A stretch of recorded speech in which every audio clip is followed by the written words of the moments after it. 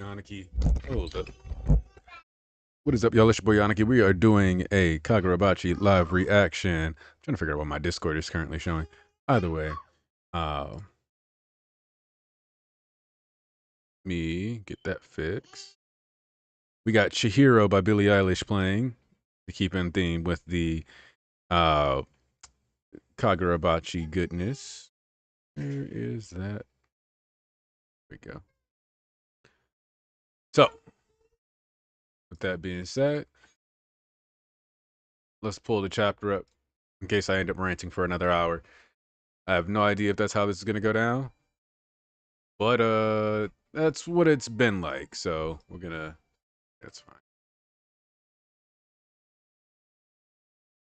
Hey, what up, the blob? First one in. Appreciate you being here. Let's get right into the chapter though. Ooh wee. Okay. So yeah, I'm glad we're gonna be focusing on this character that was introduced. We know that this is gonna be one of Shiba's early friends, gonna influence this. This arc is funny as hell. Oh snap. Alright. Chapter 114, Kunishigo Rokuhira by Takeru Hokazano. Translation's Chameleon Ash, and lettering is Phil Christine. All right. A certain lab on the outskirts of Tokyo. Ever since Shokoku's appearance, Japan's leading scientists have been convened here to work on a top secret government project researching the Datsensaki, a novel mineral that emits tremendous amounts of energy. Of course it's not okay. Just because the research isn't going well, you're going to show the rock to who again? A childhood friend who's a swordsman. I see what you mean by funny, because that is a wild. That is a wild.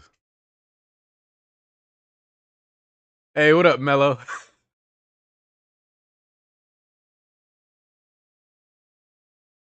He said his name is Shuji. Hold up. Why is this box so? The dude's name is Shuji Mashiro, and he's 18 years old. Thank you for that extra information. Shuji Mashiro. Okay. Well, here, we'll close the window. And you go close that one, okay?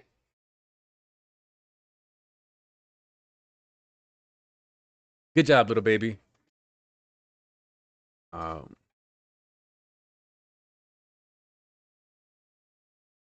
let's see.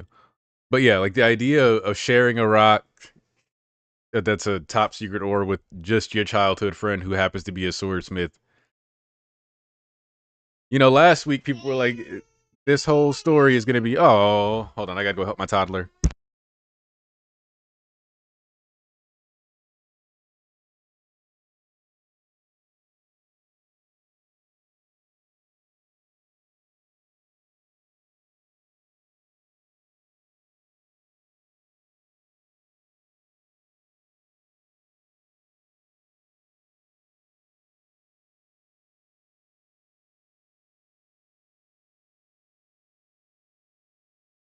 What up, Cameron Bailey? I'm back. I was just helping my little baby girl. Who's 3 now? Silly. That silly little girl. Peekaboo. No. What kind of civil servant are you? Are you just gonna sit there and slurp?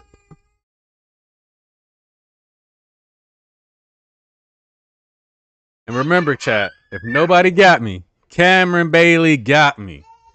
But more people than Cameron Bailey got me today. Also, Kundashige Urokahira. Never heard of the guy. Who is he? Are you sure about this? Where the heck are we? Okay, so that means he probably dragged him along.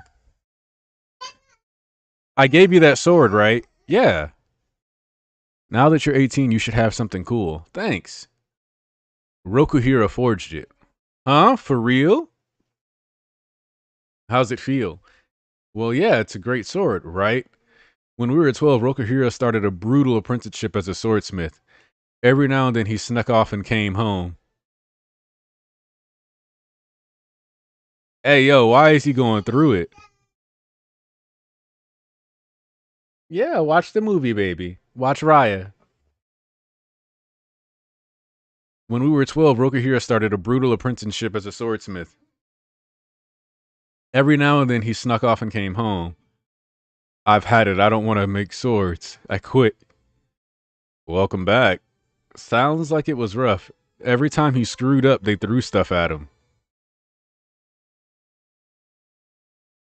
See, Kunishige seemed like a weird guy, but it's just brain damage. He just had CTE from the shards of things thrown in his head when he was a kid. Why are you always so calm? He rarely sells any swords, so nobody's heard of him, but he's the real deal. Yeah, that's the dragon. My daughter's watching Raya and the Last Dragon. It's one of her favorites now. Oh yeah. Well, if he grew up with you, Shiba, he's probably some kind of freak. What's that supposed to mean? He could have starved to death by now, though. He's broke. Oh yeah? Maybe he did starve to death. Oh yeah, too bad. It's open. This guy never locks up. Let's check the forge. All right, we see some daikon. Let's see what else we got here. Yeah, it looks like an empty carton of milk. Half drink coffee? Jeez. She could just abandon the place. This guy's hopeless, true to form. Whoa, it's like this guy's dead or something. Wait, he might really be dead.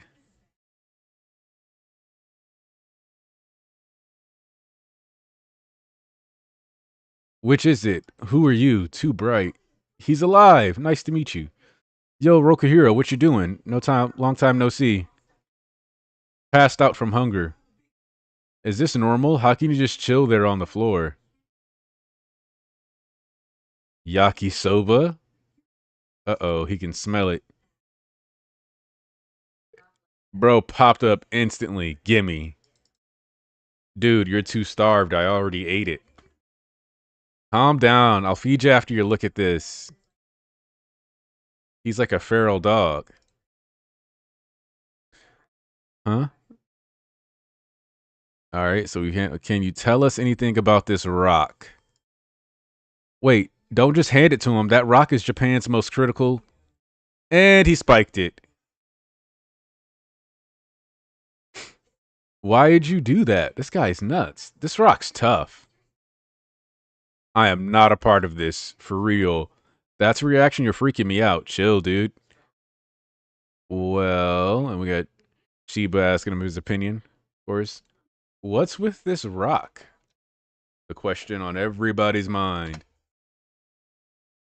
Wait, if you hit that thing with spirit energy, like I do that, it'd be all over if I did.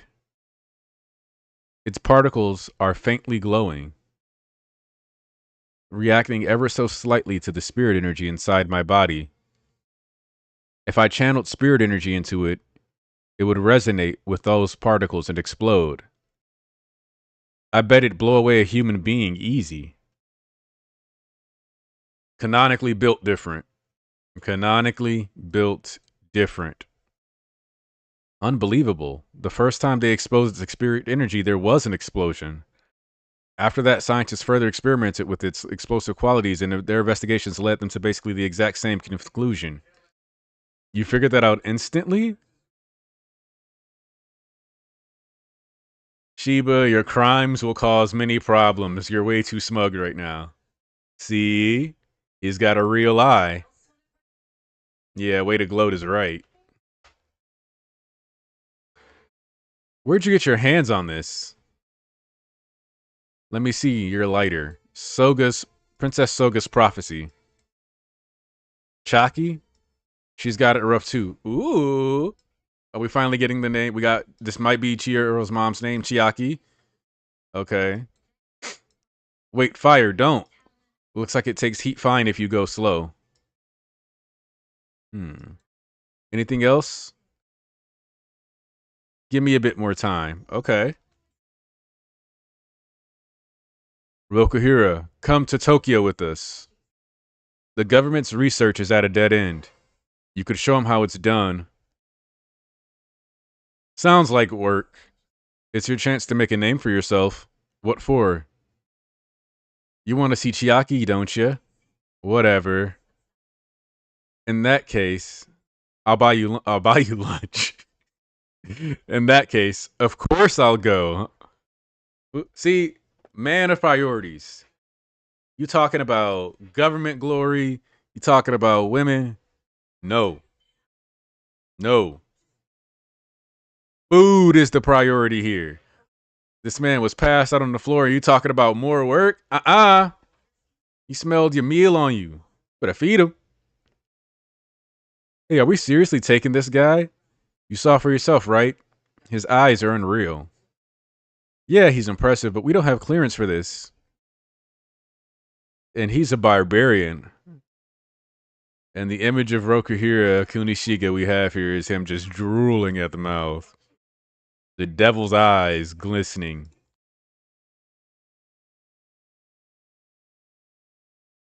Nah, this guy's gonna be a revolutionary. What's gonna happen? Oh boy. The Datsunsaki Research Lab.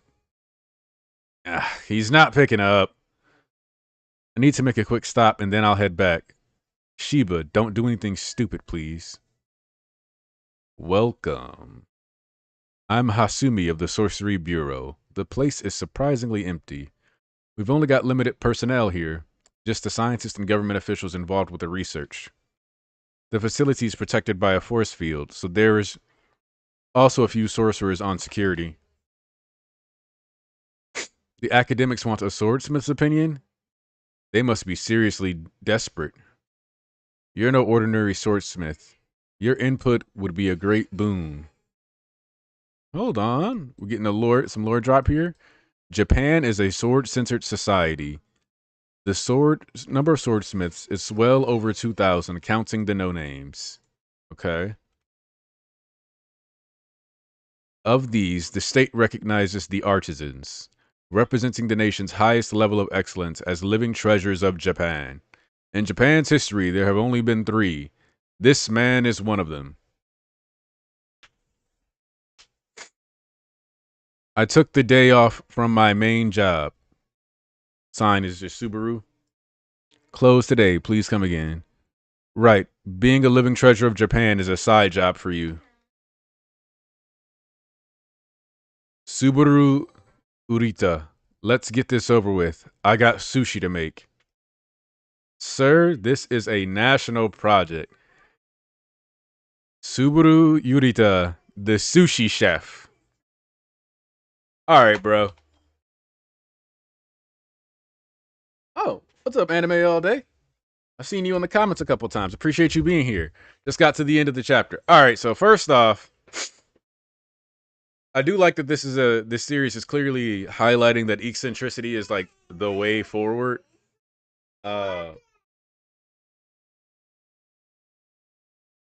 Dude, what you say, little baby? Some more dragon? Yeah, they're gonna get more dragons. So, because I like the fact that it's obvious that desperation, lack of opportunity, like these things are what foster growth, but also then you have talent that is beyond just obsession, right? So, even though Subaru Iruta is the swordsmith, he's not focused on being a swordsmith anymore. He's found the passion beyond that. Uh, yes, the pace of this flashback is actually really good, and it's the kind of thing that you want for one of these, in my opinion, right? Because sometimes what you get with flashbacks is it feels like checklist info dumping, and instead, what we're getting is like a real understanding of who these characters are. Because Kunishigo Rokuhira like has largely been wrapped up, and I don't want to say meme, but basically like just wrapped up in memes. Like it's just kind of been gags and people being obsessed with him. Like that. Well, cool. You make the best nukes. We haven't gotten a lot of focus on him. We've just seen him being like the goofy dad trying to add light to Chihiro's world. Hold on, I gotta go change something. Hold up.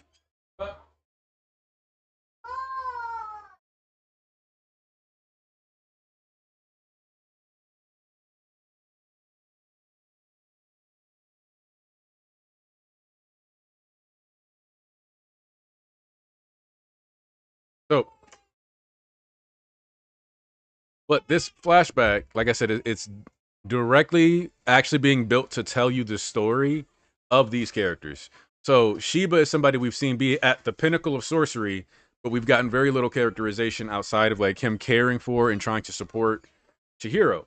And so we're seeing the rebellious spirit, the kind of reckless abandon which he operated in, which obviously has led to him being a bit more nurturing, but you also can tell that his hands-off approach to how Chihiro operates within the world is a reflection of how he's always been kind of free spirited.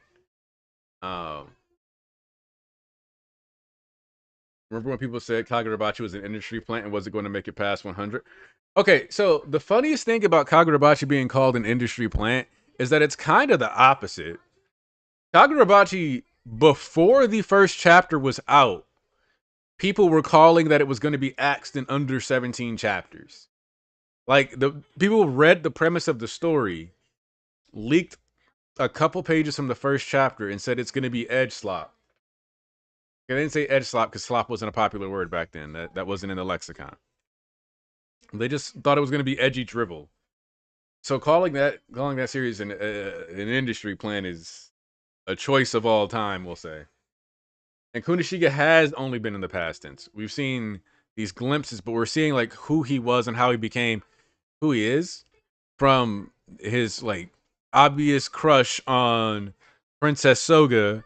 And we see he says like she's got it rough too, which means it's probably where he's got it rough because he's isolated and clearly living alone. It's kind of clear he doesn't really have a family around him. She's a part of one of the most established families, whether it's through swordsmanship and sorcery, in the country. And so, yeah, like the first chapter was leaked. I mean, leak culture is insane. So, like, I'm not surprised the whole chapter was on Discord.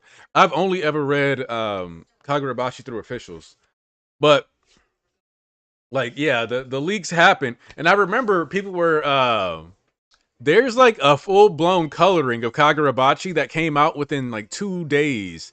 There was like a coloring out before the chapter was out because people were like talking about how Studio Mappa was gonna make an anime for it on April 1st, and just it was being eviscerated as a story before like it even started really. And I remember reading the first chapter and being like, there could be something here. And then like the second, third, fourth, fifth, sixth, and then by the time you get to the stuff with the little girl, it's like, oh, hold on, we're cooking.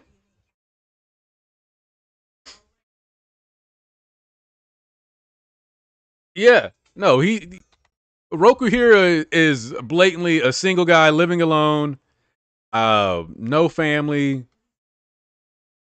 not cleaning up after himself. Shoot, even when I was like talking about like back when I was still doing my hero streams every Sunday, I was doing the yeah, sure, like don't forget to Kagura the Bachis. Like because I like you just started off and it was like, oh, this is probably just gonna be like a flashy series with very little nah, bro. Like this manga defeated memes. And you gotta like that's actually impressive, right? Like think about it this way. Almost nothing beats memes in current day society. Can we talk about this for a second? Like almost nothing beats memes in current society, and Kagurabachi beat memes. Like people's like I couldn't remember her name. I'm sorry, which is crazy because I did a reread recently. But like I've been really bad with names lately. I just assume it's because I'm older. Oh, but like think about this for a second, right? We saw somebody get assassinated on the timeline last year. Their blood pour out of their neck, and that became a meme. Like it did not stay something people kept serious, right? This manga got meme to shit and is now taken seriously, more seriously than an assassination. Like meme culture is extremely powerful these days. Even look at like war, like anytime a war is possibly about to start, a bunch of memes pop off and just memify it to an insane degree. Like actual real life shit cannot handle memes. This manga beat memes. It's insane. And like with Kagurabachi, it was like every meme you had was either satire or it was like the monkey paw curled, right? You were like, haha, it's gonna be lots of edgy shots and it's gonna be, and then it was like, oh, you can hang that shit in the Louvre. You got the fisheye lens shot at the hotel and went, oh. You said it's gonna be like John Wick. Saw him slaughter a bunch of people in the theater and say, I'm taking responsibility for all the lives I've taken.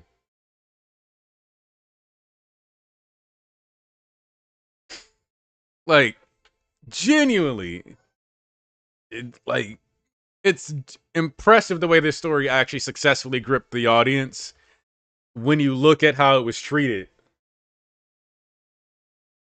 So,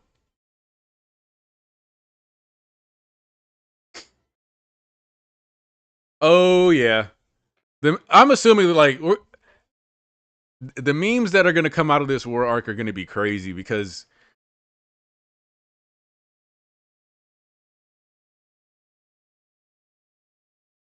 Yaki means 1,000 lights, Akamura means light without virtue, and Chihiro means 1,000 stones. Okay, I can. Okay.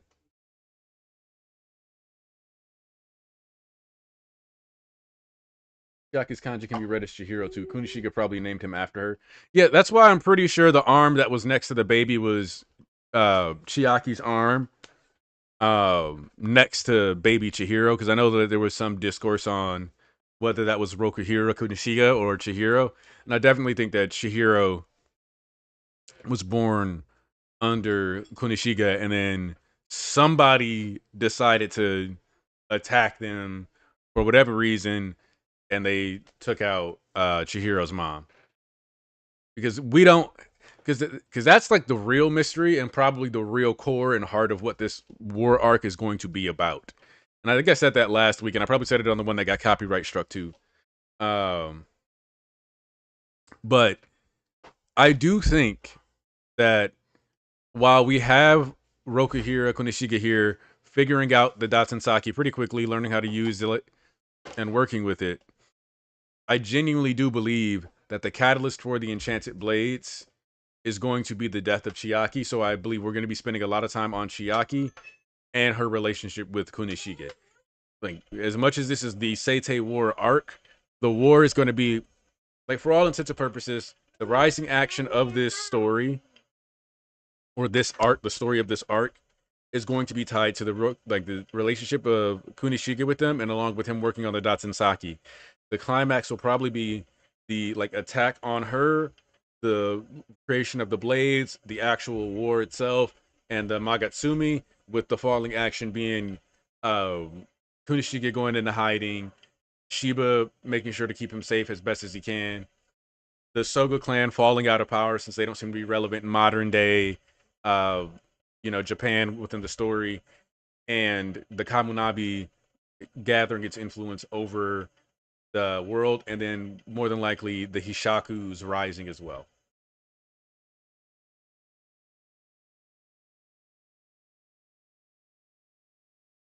So the power of prophecy is always going to be tenuous because you never know what is going to lead to. Most likely, because I do agree with this notion in the chat that Yura is possibly related to the Soga clan. I think most likely he would be a bastard child or somebody who like narrowly escaped it. But you see that the war didn't, like, he didn't escape the impact of the war, and so he very well could be in the Soga clan or Soga clan adjacent.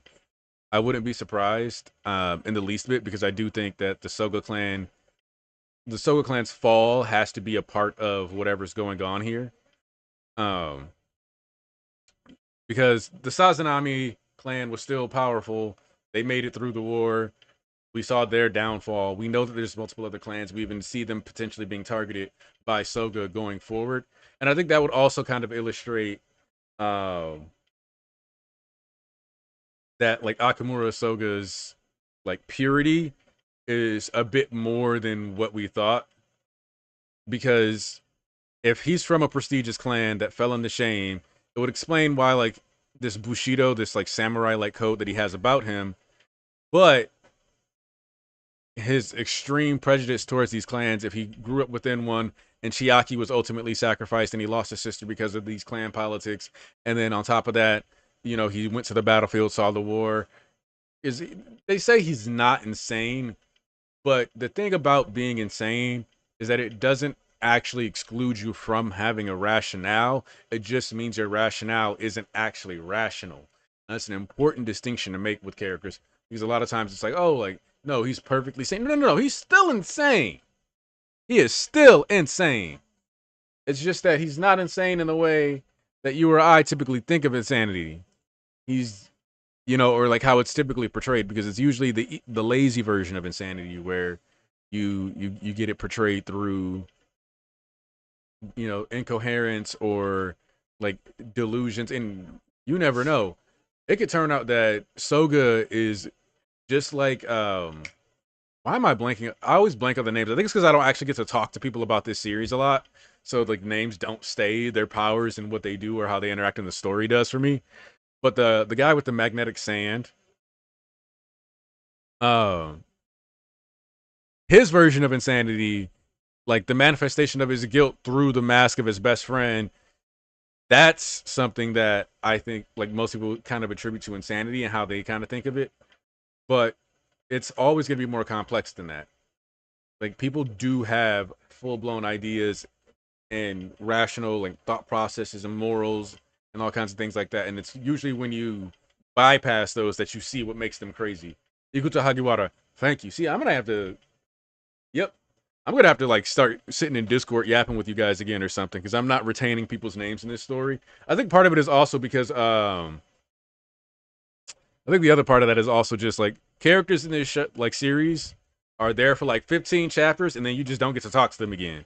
Like Hiyuki was around and for like the first 40 chapters pretty regularly, and then we just didn't see anything from her for a while. So, but I'll probably do another reread just because I want to actually like retain these people's information, especially as we're moving forward. Uh, because this series is actually really good. I'm just more obsessed with like the actual plot and world structure. And if I'm honest, the thing that really makes me excited is that I think we're really going to spend some time on like the political system in this story. Maybe not, but I think like how their government runs is going to be crucial to uh ah see, that means I got to make sure that I like become one of your favorites so that you're always in my chat to give me the extra notes. Actually, let me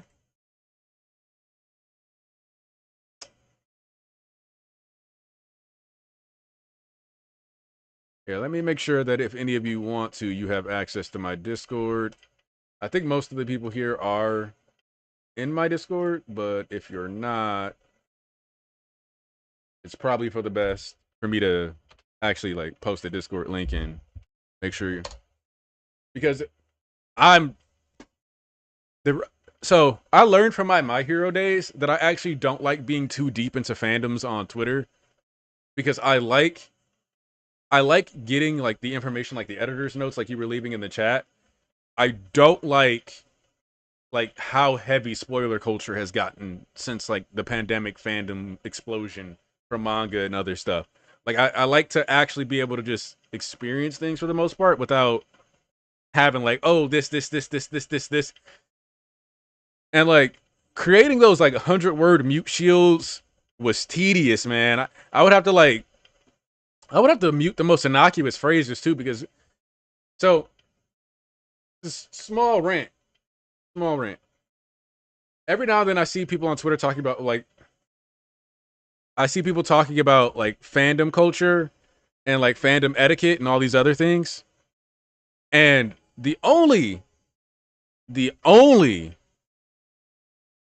rule about fandom etiquette that was real was that you're supposed to tag your spoilers. And that rule has been like giga stomped into the ground in the past 5 years. Like, holy shit, man. People post spoilers and they're just like, this is crazy. Bro. Like, I literally had to mute the word bro at one point so I could go on Twitter without somebody just. And then I had to, like, mute bro with, like, 6 extra O's and, like, dude and things like that. Because it was just like, we would just post things like, this is amazing. And it's like, where is your tag? But yeah, Bocce is one of those series I haven't been spoiled a whole lot of, and I occasionally do go onto like the community tab for Kagurabachi. But like I just, whew, yeah, no, like what I tried to do back in the day was like I curated my thing so that I would get One Piece spoilers because I like One Piece, but I don't mind getting spoilers for that series just because like it's whatever. Um, and so like I was like, all right, this is the series that I'm gonna curate for spoilers, so that way I don't get spoilers for other stuff because the algorithm is gonna think that that's what I want. And like that largely worked for My Hero, but it did not work for JJK. Like JJK spoilers got way too big. JJK spoilers are just so massive that if you're just on Twitter, you basically have to. Yeah, and okay, so that's another thing, right? Is that if you notice, my YouTube video titles are never super sensational.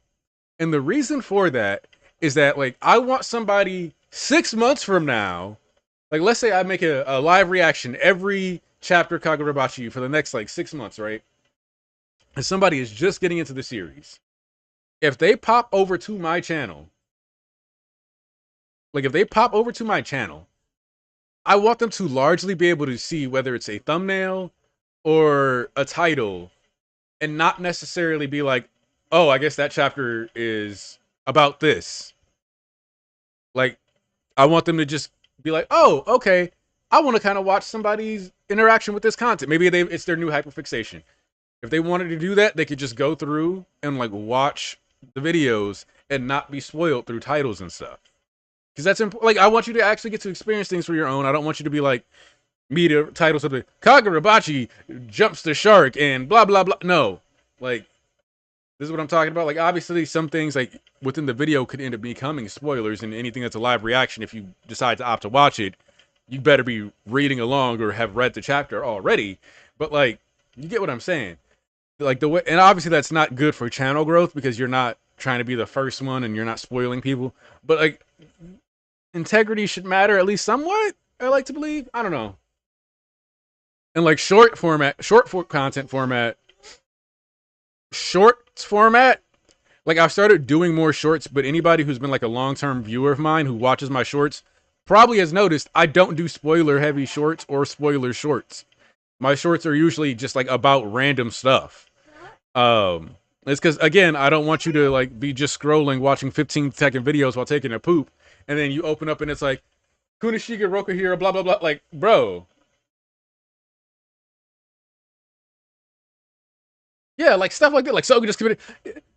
Nigga, a new reader might not even know who Soga is yet, and you blatantly posting like, "Come on, man! Like, have some respect for people." And the thing is, you don't have to do like, man, like it. I just wish people valued other people getting to experience the series more than they valued necessarily like making money off of or just getting that first banger, or that piece of clout off of uh the series instead of just treating it as like a vehicle to make themselves famous or popular or whatever. Like it should be about the series we love, not about ourselves. Because like, which circling back to the chapter, getting off my fandom rant and spoiler culture rant. I love that we're seeing the true blue scientist in Kunishige. Yeah, see, and I think that's also part of why like names don't always stick for me though, is like because I don't have a lot of like IRL friends who are into it. Like I had one buddy, my buddy C Money, who I used to work with that we would talk about it sometimes. But yeah, like risk. So this is another thing, right? Is that fandom is unfortunately standom, but not even like in a good way these days. So okay, I guess we're gonna do another rant real quick about author intention. A lot of people think death of the author means I can make up anything about a story and you have to respect that perspective or interpretation or that take. And that is not what death of the author is about. And I've probably talked about this on air multiple times. But because of that, people don't value the author's art as art. They treat it as just a vehicle for their own ideas. And so you don't have people like respecting basic author wishes, people who don't think about like, oh, the author puts in this deliberate effort I should like for okay. So Gachiakata, best example of the fandom doing this, by the way, in recent years, even more so than like in Kagurabachi or anything else with leaks. Kei Urana was like, "Yo, dog, I'm gonna need y'all to stop doing like cover like copies like of my cover arts and then presenting them as canon because it's going to confuse like basically like it's confusing fans. It's not good for like series recognition and it causes problems." And people were livid at the idea of the an author basically saying, "Hey, don't do that. Like, don't try to pitch it as like a real original cover or like it's actually tied to the series because it isn't." Other example, there was a popular headcanon that Tamsi, one of the characters, was trans.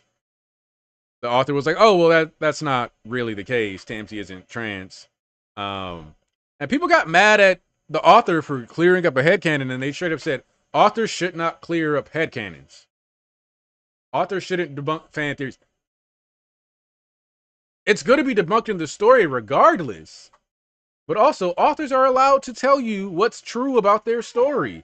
Because one of the things that I remember seeing years ago was that somebody on Twitter was like, "Oh, I got into My Hero because on Tumblr I saw some post about Bakudeku being canon, and I thought it was cool that this superhero story was going to have a canon gay couple in it, and it didn't." Well, that sucks for that reader, huh? Um, so like, and then on top of that, not even just respecting the author in general.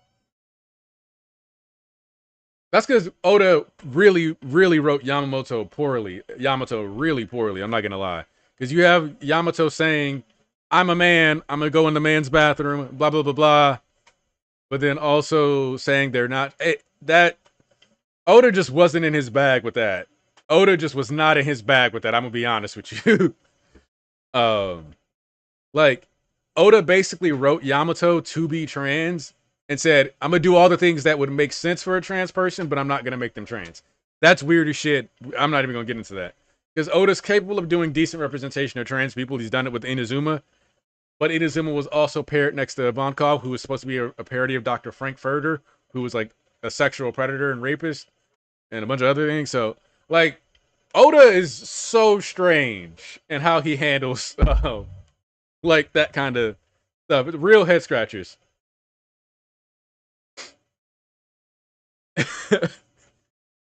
And so, and then like people were headcanoning the author of Gachi Akuta's own IRL gender, bro. Yeah, Kikunojo, that was the good rep in that arc.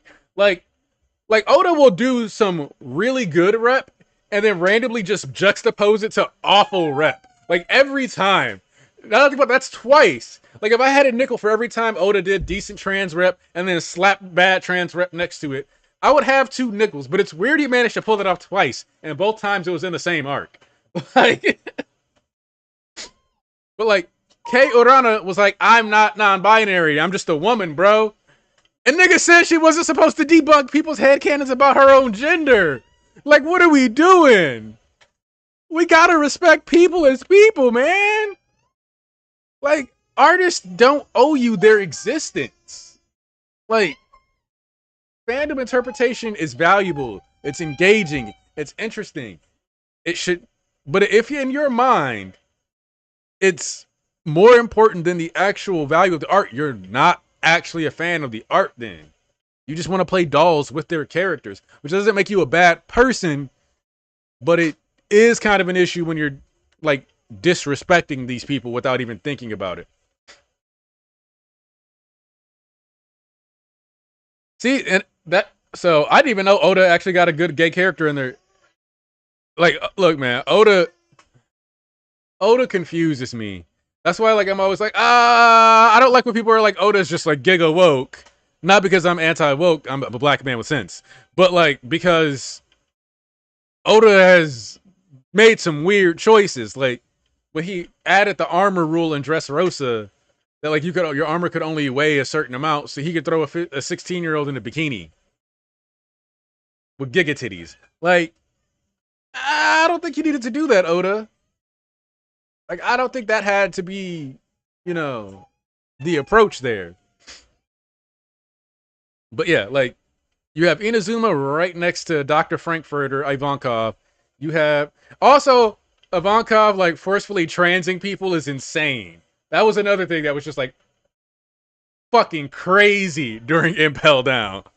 Oh, Dot Q repeating that later, also insane. But like,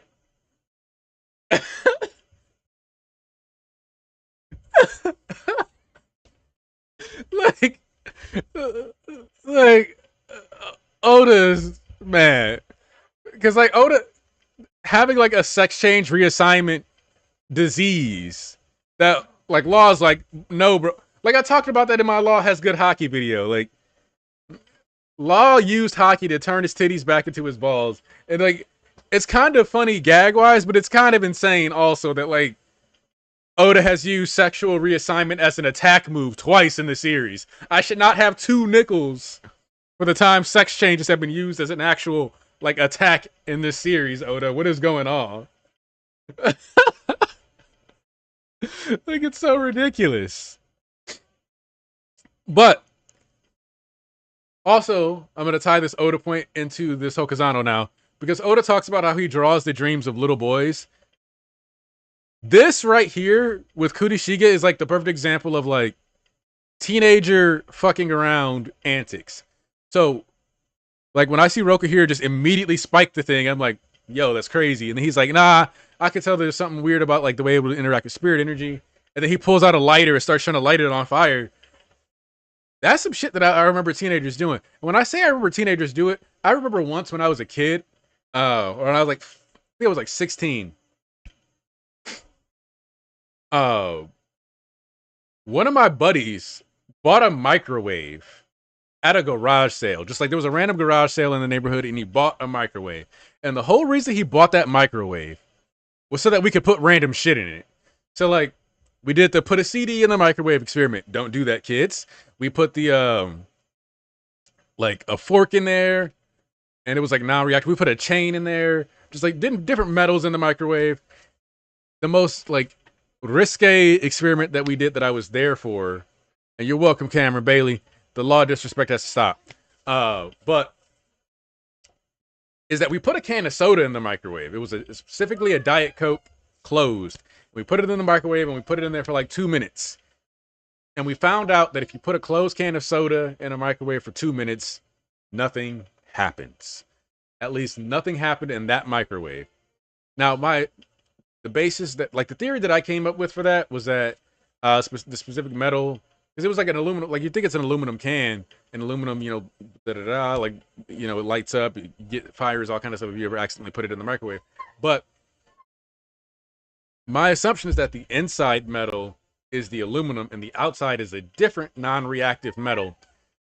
And more than likely what happened is that the type of metal that it was reflective towards those specific light waves, so they were just simply bouncing off. Because the can was also cool to the touch, it was as if nothing happened whatsoever. So when I see Kunishige like being like experimenting like this with this rock that he just got, like just instantly, yeah, let's see if I can light it on fire. Let's see if I can do this. That might explode. I don't want him to kill me, so let's try this. Genuine like embodiments of like childhood, youth exploration, scientific thought. So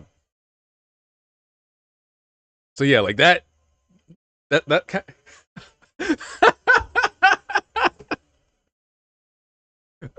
Well, what makes me sad is that I missed the final experiment for that microwave where they put a bar of soap in there and I guess it just like giga expanded and just like gunked up the whole inside of the microwave. So this is before somebody had uploaded a video of a grape being put in a microwave in like 2013 though, so we didn't think to try that one. So no plasma grape for us.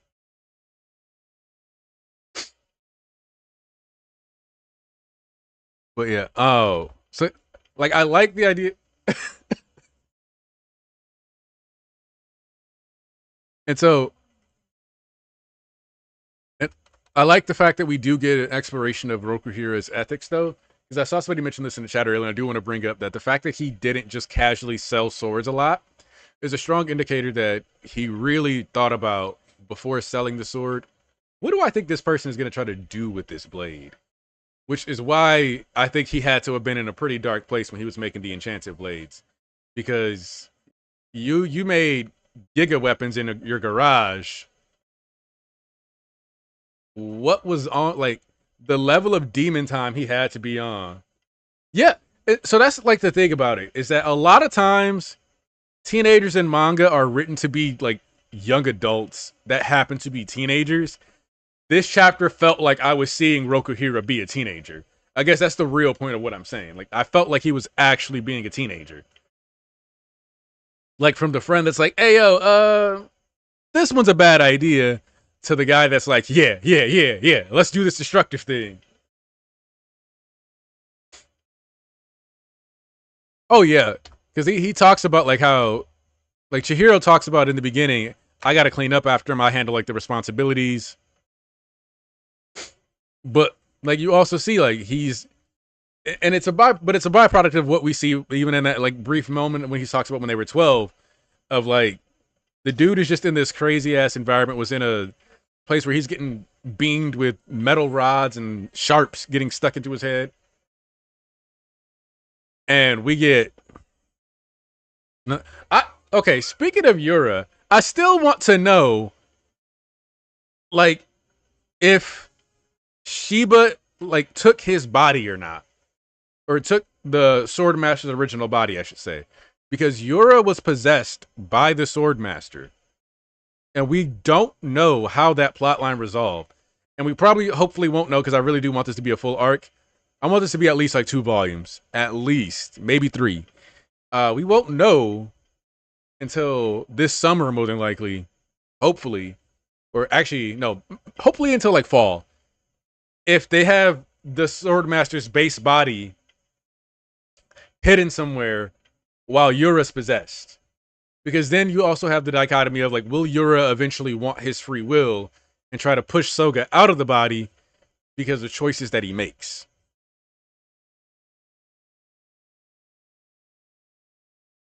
But that said, I do hope that we get Yura's full past, because I would like to see. Obviously, we see him, hanging out.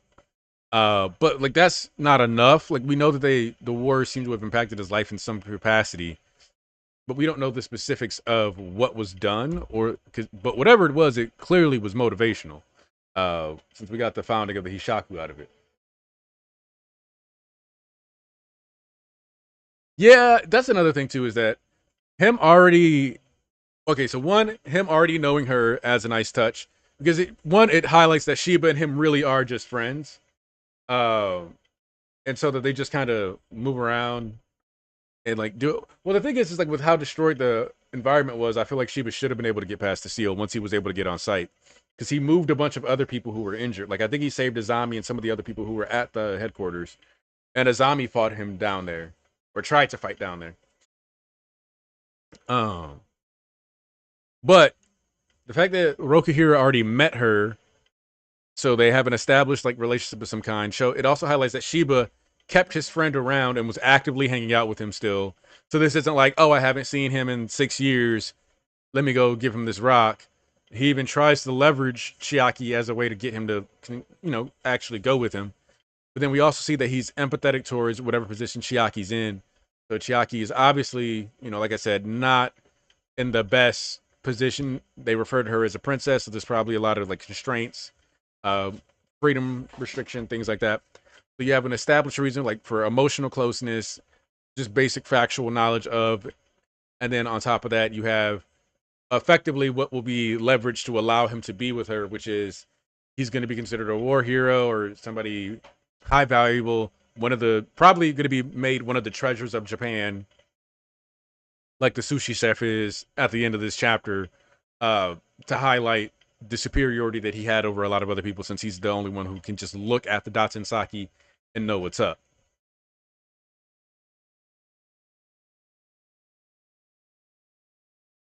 Yeah, that's a good point, Blob. Like, that is probably like the final. Like, let me, come on, this. Hey, so you give him something that he wants to work with. You get him some food because he clearly needs to eat, and you get him the girl. You basically, look. You hit the hierarchy of needs here. You get your base needs fulfilled of like food, survival. So you got food, you got shelter. You get him some food. Next thing is like emotional connection. So the girl, the woman he's interested in, and then the final tier, this is like personal goals and fulfillment, getting satisfaction out of life. So the Datsun Saki. So you just have these layers, boom, boom, boom. And you challenge his entire hierarchy of needs and get those fulfilled. It's classic psychology. Um, but I like the fact that the guy who, and I'm blanking on the girl who runs the info shop for the sorcerer's name again because I haven't seen her in like 60 chapters. Shuji Mashiro. Like, one, I do like this character because, quite frankly, the majority of characters for Kagurabachi are a little fucking insane. At least a little. And it feels like he's the most sane person we've met in the series. Because the girl who looks like she could be his daughter, Hinao, there we go. Hinao, you work at as a sorcery information broker. You already got to be a little off your rocker to even bother with doing that.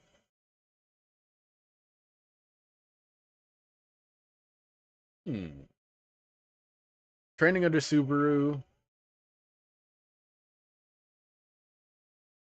I wouldn't be opposed to that, like, especially because he's also a sushi chef. So okay.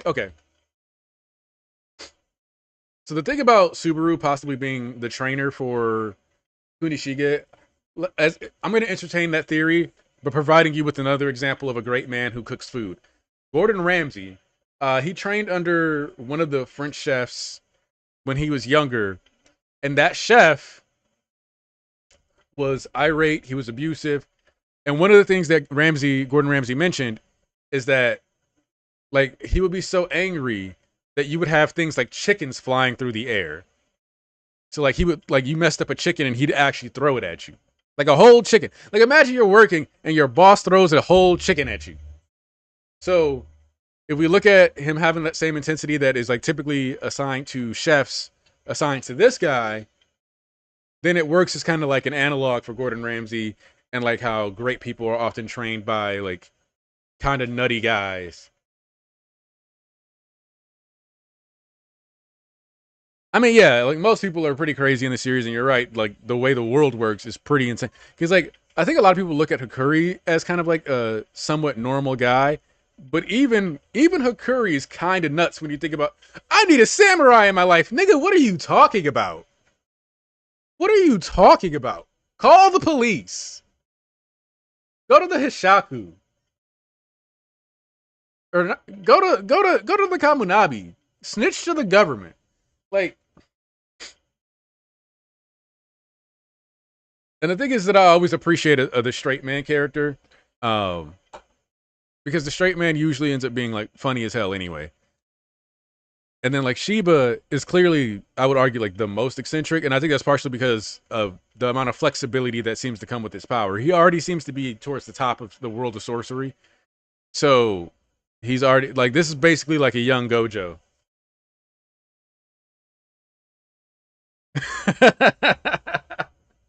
Yeah, dude was like running through the halls. I'm a core fighter. I'm a core fighter. Like, yes, it's true, but like, bro. Also, Hokusano, I know why you do it. Please don't reset that man's storehouse again. Let his storehouse be great. Yeah, Hirohiko by default is a better Kumeyuri user just because of the fact that he can manipulate bodies with play, not just like because that means like if you think about it, you can activate the abilities of your enchanted blade from range. So you could easily have him manipulate like, oh, you cut off my arms and I still have spirit energy left. Let me move my arms back to my body. And if he gets really good at it, if you think about it, he could replicate some of the abilities in Samura Sword and force his corp, like his arms, to reattach and heal. So there's like all kinds of stuff that just being like not stable is good for. Even that dude that was obsessed with swordsmanship with the heat in the Hishaku, right? He's got the heat output move. Like that zeal, yes, it stopped him from completely succeeding in his mission, but it made him, it's gonna make him a more dangerous threat. And if he actually does get a hold of an enchanted blade, I know he's gonna be good with it because of the fact that his sorcery currently requires him to have like he didn't use it for like 7 months because he was storing up power so he could do a heat blast from stored from all of his sword fights. So there's just all these different things. Like you have to be really flexible in thought, and the instability does do a really good job of like reflecting that. Exactly. Like Hirohuko is like really good. Kaguri, there we go. Yeah, I might just have to sit down and look at a chart of all these characters so I can just memorize their names again because I just haven't been as in like talking to people about this series as much as I used to do. Obviously, part of that is also just that 3-year old over there. Yeah. But I think Aruha. So Aruha's automatically just by being a prodigy because he was the youngest person chosen, right? He was like 17 and he was on the battlefield. So based on what we can tell, Hokuto was around the same age as him. So he looks at Uruha as a peer. That's how I take that. Like that's a peer to him. Somebody who was a swordsman who was very good with the blade, who trained hard and was acknowledged. And so he sees fighting him as a way to be acknowledged as well. That's why he wasn't happy with defeating the previous Cloud Gouger user. Now, that said, Uruha was also rusty. It is kind of crazy to me, by the way, though, that like even if you weren't practicing your like you couldn't practice sorcery, I do think it's a little weird that most of them pretty sure he's talking about Hakotu. I think Hakuto is supposed to be around the same age. Not necessarily like the same age, but I think Hakuto is supposed to be like a little bit closer. I think Aruha just has baby face because he's supposed to be the student. If you think about it, even Aruha is supposed to be like, yeah, yeah. Because even like Aruha is in his 30s too. So I think that's what it is. It's just that he just looks at him and he's like, this young prodigy, I really want to fight him. So that's all I think it's about. Yeah, I think it's because, and I think that's because a lot of the guys also just look younger. Like Uruha, to me, looks younger than he probably should. But he was chilling in a hot spring for 15 years, so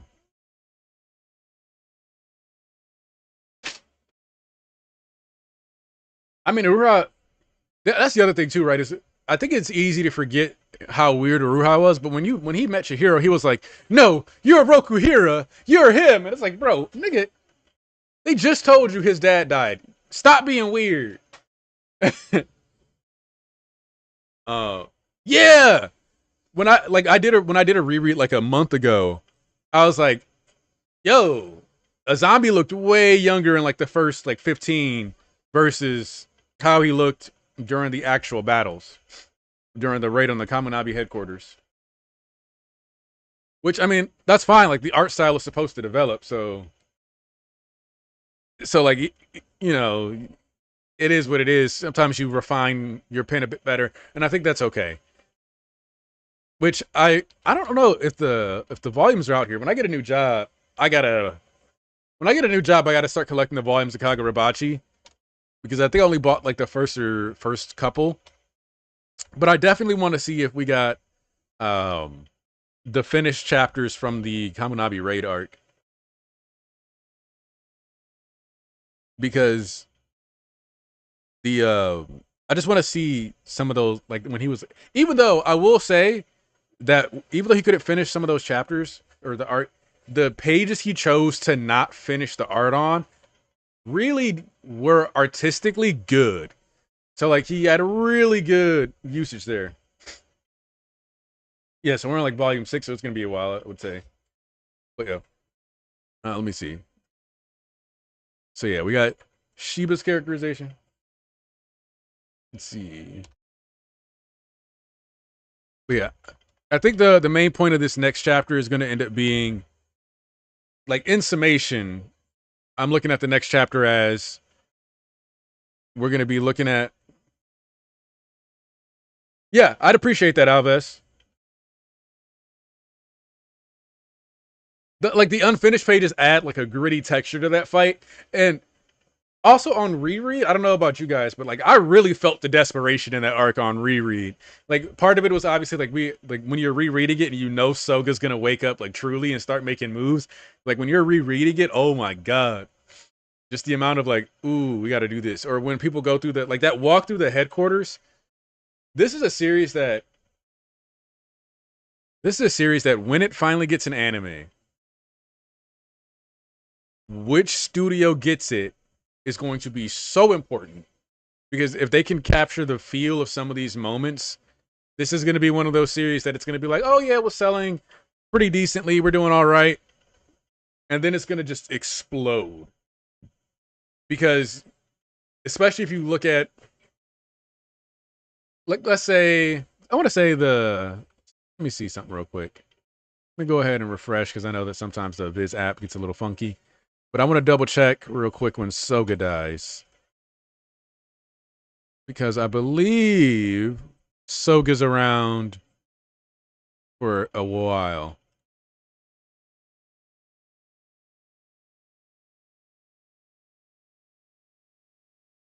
So yeah, like if let's say we get like a 13 or a 12 episode first season, we got a couple ways we could go with this. I think the most likely one is you end the season with Hiyuki being sent after Roku here, which kind of is a short, like a low chapter adaptation amount. So you'd have to stylize the fights a bit. But like I'm fine with that. Take some liberties, stylize it a bit. You could also like finish it with the introducing of Kuri, but I think introducing it with like Hiyuki's mission being going after him is like a good idea. But what I prefer and always will prefer is that the first season is like 24, 25 episodes. Now, if we go with 24, 25 episodes, that you could even split those into two cores, just make the first season have an actual episode count. If we go with the end of chat, let me see what chapter 60 is real quick. Oh yeah, yeah. So I think for a series like Kagurabachi, I think I think it's better to go the JJK route. High stylizing, occasionally like stretching certain action sequences because My Hero does so okay, cuz I'm always torn on this with the My Hero stuff because My Hero fights are kind of designed to not last long because the point of a fight in My Hero is you are always supposed to be winning as fast as possible because you're supposed to be saving the day. So every fight is supposed to be on the clock. And that makes like executing that thematically is difficult. And I think we should have just gotten like upscaled animation or like that's why like fights like Endeavor versus High or Hood are so good in that series. But like with JJK, like you get a bit more stylizing. Like I watched the Higuruma versus Yuji last night, and man, like that part where he's just like chucking the gavel and doing all like they really, really like added some flexibility to it and leveraged like what the ability was supposed to do very well. And some of the maneuvers and stuff in this series, I think, could benefit from that kind of treatment. And we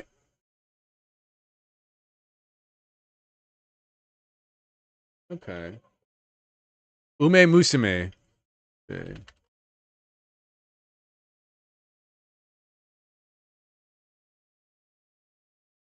Oh,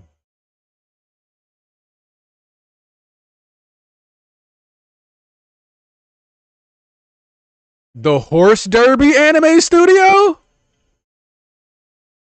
You know what? You know what? The way I said that is probably might betray my actual thoughts in this moment, but I've seen random episode clips from this show. Like, and the animation in this show randomly goes hard as fuck. Like,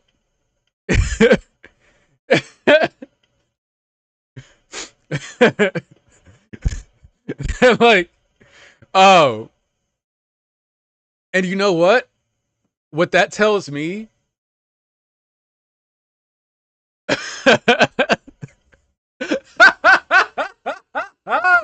Okay, cyber agent, I see you. They're like, look, we want to be able to get like a big name shonen. How do we get a big name shonen? We make these horses go so fucking hard that our talent is undeniable. Ume Musume is an advertisement for a video game and for that studio's capabilities. That's what I got out of this. If they get Kagurabachi, understand that that's what Ume Musume was. That's why them horses was fucking going in.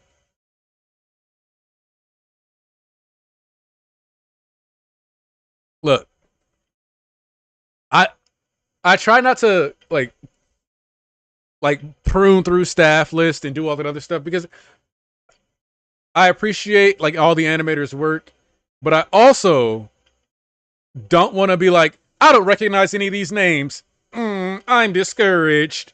Because you never know. Like, you might just get the next big thing on your show. So I try not to put like all my stock in that. And like, ultimately, no matter how good your team is, which this is another thing that I want to say, like, because this applies to a lot of stuff. Like, for example, I'm also like a Monster Hunter player, right? No matter how good your studio, no matter how good your team is, what it really comes down to is your production committee a bunch of bitches?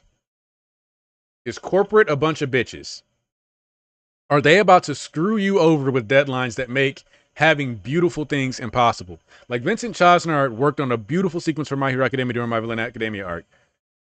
Production timelines just did not allow for that sequence to actually go through. There was a crazy good scene of when Shigaraki was on the bed getting experimented on by the doctor. Production timelines just didn't allow for that to go through. And I don't ever want to see another case of like when we had the Mappa Studios AOT situation where the guy's eyes were just looked like somebody had been punching him in the face all night because of how hard he had been working. So yeah, that said, you know, if the director's good and he gets a good timeline, we're gonna eat. And the one thing that I need them to make sure they do, they gotta respect. Okay, 18-month production time. Yeah, we're cooking. We're cooking. Is I got those fisheye shots? They gotta deliver, man. Gotta deliver on it. That's one of the things that I'm like looking forward to most. Ooh, if it's already 10 months in production, we could actually get a trailer soon. We could actually get a trailer in like 2 months. Let's see. Do we have any festivals coming up? Let's see. Actually, I don't know. I don't know if Jump Festa may have already passed. That may be. No, that's. Do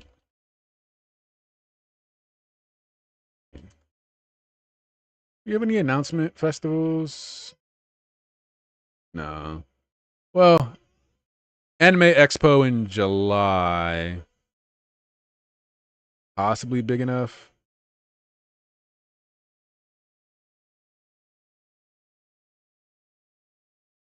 So yeah.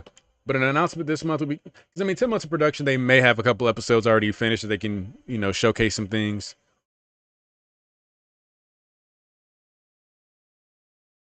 Let's see.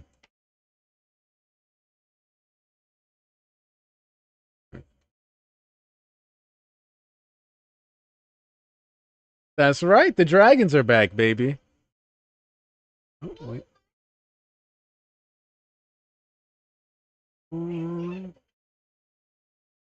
Let's see. Oh, that's later this month. Yeah, we could get something in.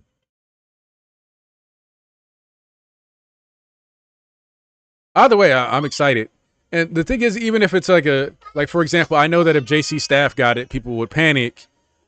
But like I said, right, like it's not going to be about whether or not you think this studio is trustworthy because you think that they messed up One Punch Man, right? One Punch Man was probably the victim of fucking production committee deadlines. So from that perspective, we could have easily a great time, even if it was somebody like JC Staff. But that said, I would love if Side Games got it. I've seen if they can do what they did with Ume Musume, like I'm all here for it. So yeah, the dragons can fly, baby. Oh man, if you ever have a kid, be ready to love somebody so much, so much, little baby. Uh, but yeah. So yeah, overall, I'm gonna start to wind down here because we're over an hour, and I wasn't even expecting to hit an hour today. I usually don't expect to hit an hour doing solo streams, so I'm always impressed.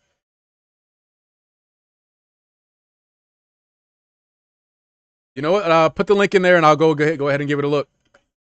Especially because you're giving me good info. I want to check it out. I'm always fine with reading like fan dubs after I've read the officials just to like compare them. I don't like when like fan dubs come out and then people just like shit all over the official work because they like certain details more or something like that. Because then I'm like, well, Japanese is a very complex language, so I don't like when people act like it's just like a simple. This one's always better, blah blah blah.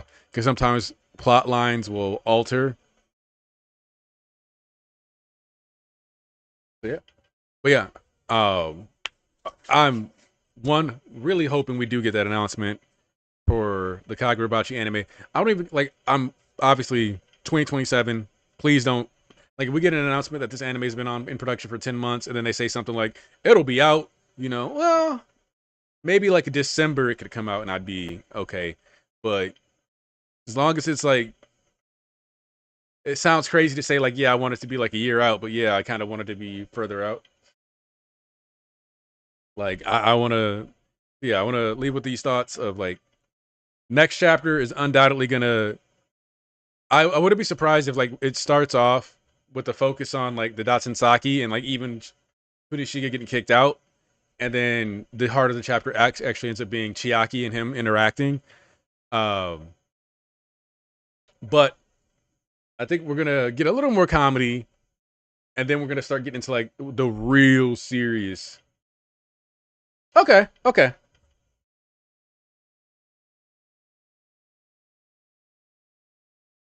Yeah, you can just post that in the Kagurabachi or the Bachi Bros channel in the Discord because that's where all the Bachi stuff goes.